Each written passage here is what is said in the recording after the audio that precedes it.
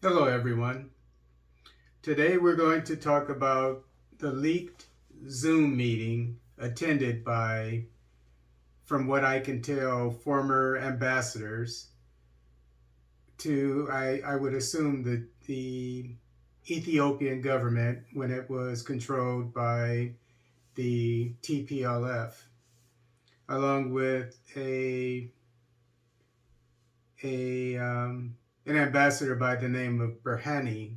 I guess he was the ambassador, I don't know, to the West, some Western country, I'm assuming, when the TPLF was in charge. Um, you must forgive me, it's 12:30 a.m. California time, and I wanted to get this video out before I went to bed. And so I'm just going to speak from my notes. And, so it's not, my video is not going to be well arranged or anything, researched or anything like that. I'm just trying to get out the information as soon as I can before I go to bed because it's so important. So this is my take on what transpired in the Zoom meeting. The names of the people that I got, and again, I didn't do my research, are Ambassador Berhane. People who are familiar with the Ethiopian history, I'm sure will be familiar with these names. Ambassador Tim Clark, Ambassador Yamamoto, Ambassador Christie from Finland, Ambassador Stefan, Professor Ephraim, Ambassador Dawa or Donald, I couldn't tell which, or if it was either of those, and lastly, Ambassador Vicky. And there was a Microsoft employee that reared her head for just a moment. I don't know why. But anyway, Berhane talked about state building. Okay, claims TDF is calling for peace, and he claims that the TDF, or I'll call them the TPLF, are calling for peace, but the TPLF started the war, so it should lay down its arms. He claims that the Abiy administration has committed crimes, but doesn't say what the crimes are. He also fails to mention the crimes committed by the TPLF when it was in power and the West didn't do anything about it. He says the West now wants to get involved in Ethiopian politics because of Abiy administration's crimes. The United, quote unquote, United Front, according to Berhane, wants regime change of a democratically elected government. The Tigray region is unhappy with the AU, according to Mr. Berhane, because it sides with Abiy. Tigray, so basically they're saying that they can choose which organization they want to try to bring a solution to the area, or to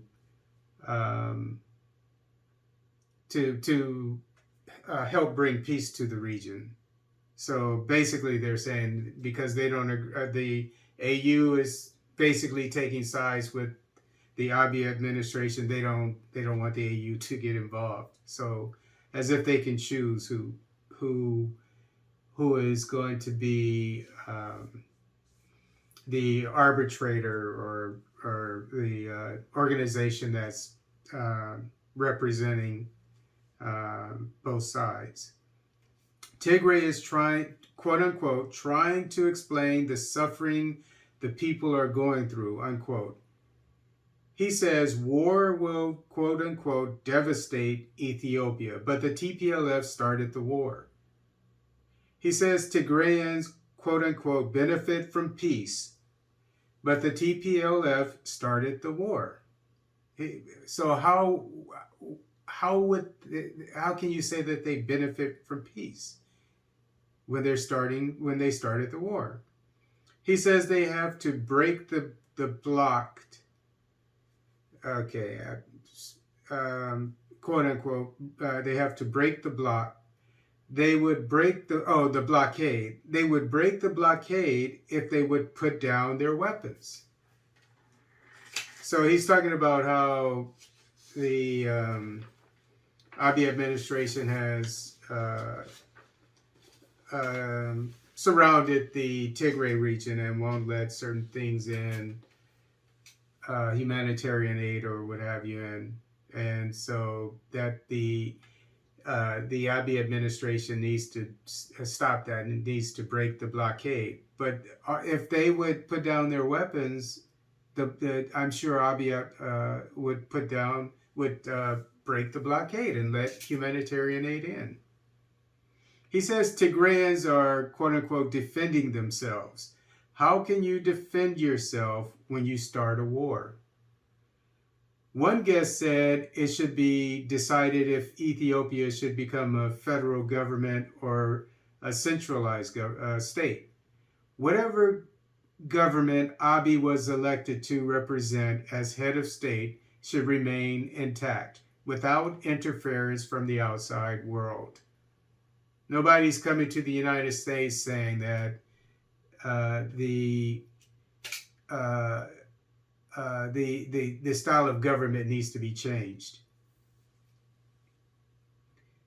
The guest said the Tigrayan ambassador was correct to call the situation in Tigray a quote-unquote political issue, even though the TPLF made it a military one by starting the war. Okay, so one guest said that it was a political issue. How can it be a political issue when the TPLF started a war? It's a military issue. The guest said outsiders will determine if Ethiopia's economy will return to the way it was. Most people will remember that Ethiopia had, I think, the fastest growing economy in the world several years ago. And of course, the TPLF was in charge of the government. And by the way, I've seen Prime Minister Abiy do some wonderful things with the coffee industry in Ethiopia. I mean, it's made a lot of money this year. So if the Ethiopian government isn't doing well, it's not because of his fault. But you can look at that as a threat, as a veiled threat. Look at this. The guest said outsiders will determine if Ethiopia's economy will return to the way it was. In other words, if Abiy stays in power, they're going to sabotage the Ethiopian economy, which is what the United States is doing in Venezuela and has done to Cuba, other countries, by the way.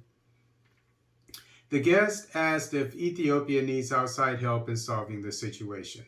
The problem is the TPLF, the people he's talking to on Zoom, because they started the war. Okay, the problem is the TPLF. Okay, they're asking if they need help. Well, the problem is the TPLF, the people that you're talking to, you're asking that question. And they started the war. Ambassador Berhane said the international community should get involved to solve Ethiopia's problem. This shows he's a traitor because all Africans know outsiders don't want to help Africa. They want to exploit it. The moderator said, quote unquote, "We have a lot of international friends," unquote. it shows why the TPLF started the war. It counted on outsiders to get involved.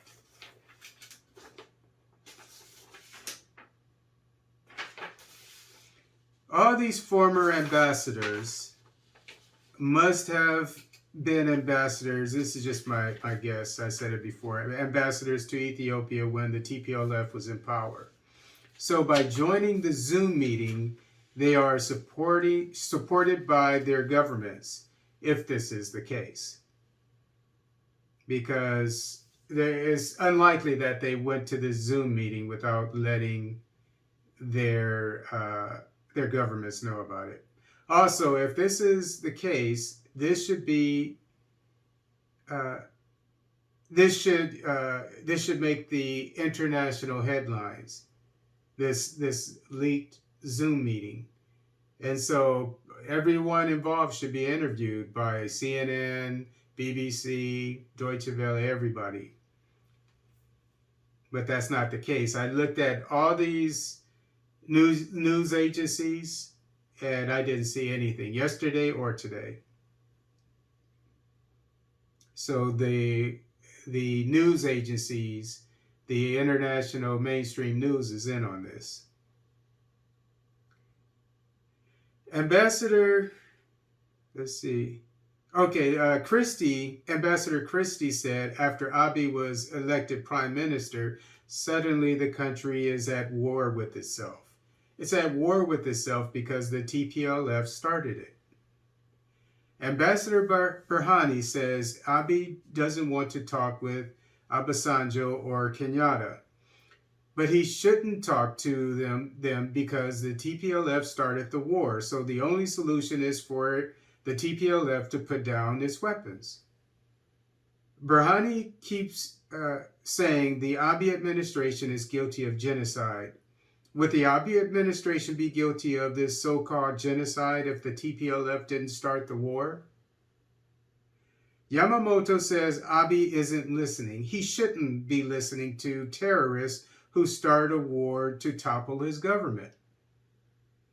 Ambassador Vicky asked if there should be a military strategy to open a humanitarian corridor.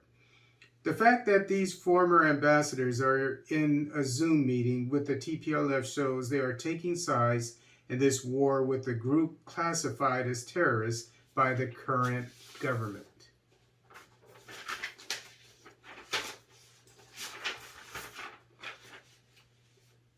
Vicky predicts Tigrayans will, quote unquote, be in charge of the new government, unquote.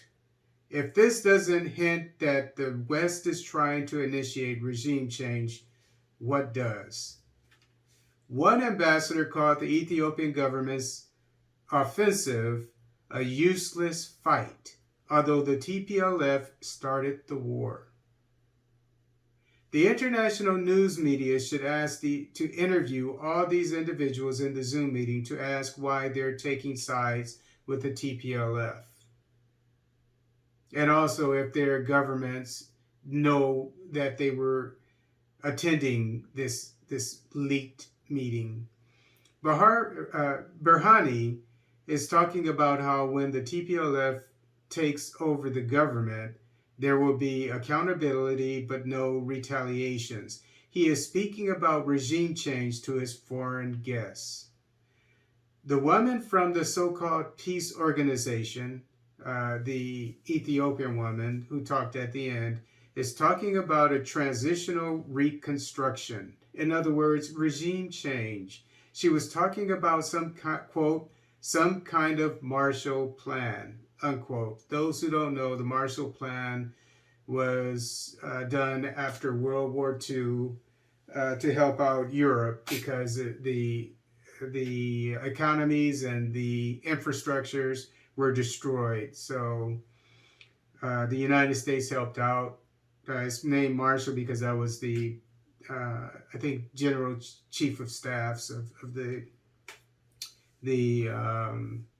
department, the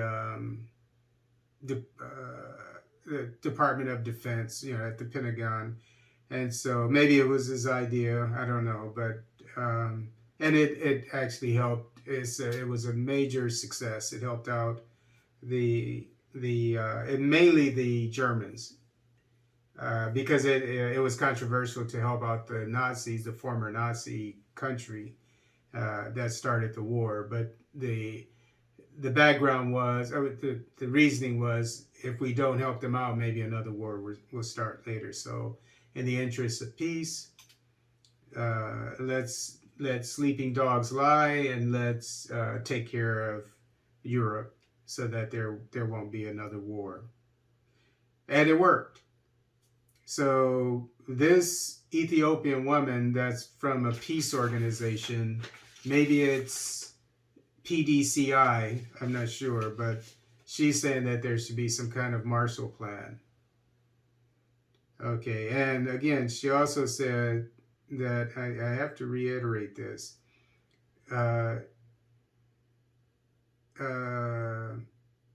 She talked about a transitional reconstruction, which is that she said would be some kind of Marshall Plan.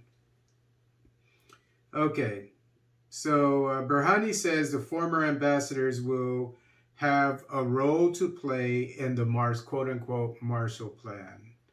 So Berhane is is saying again that the West should initiate regime change in Ethiopia.